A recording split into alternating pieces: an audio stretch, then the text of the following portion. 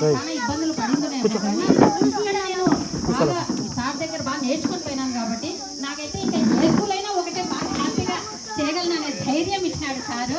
చాలా thank you sir. నిజంగానే అంటే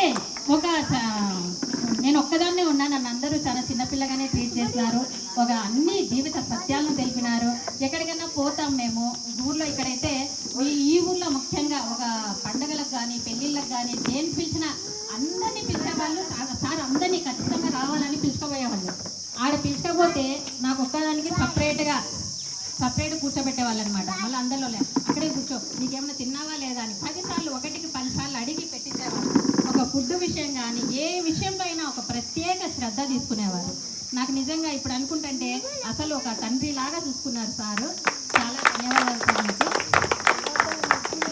మరి మా వేమనారాయణ రెడ్డి సార్ అయితే ఆ సార్ నడుస్తూ పోతుంటే అడుగుదాడలో వెనక ఎండ ఎక్కువ ఉంటుందని సార్ చాలా హైట్ ఉంటారు వెనక నడుచుకుంటా పోయేదాన్ని. సారు ఏమ్మా జానడంటున్నావు కదా, నీకు తెలివితేటలు ఉన్నాయి, నువ్వు నా నీడను కూడా ఉపయోగించుకుంటున్నావు అనేవాడు. ఎందుకంటే అది జరిగింది కాబట్టి సార్ నేను అట్లా పోతా ఉన్నా. సార్ అడుగుదా నా వంటల ప్రయోగాలన్నీ పాపం వీళ్ళ మీద చేసేదాన్ని. నాకు అసలు వంటే రాదు. ఇక్కడే చదువుతో పాటు వంట కూడా ఇక్కడే నేర్చుకోవాల్సి వచ్చింది. సార్ అయితే ఏంది మెతికి అతికించినావా అంటున్నాడు సోదరు గారు.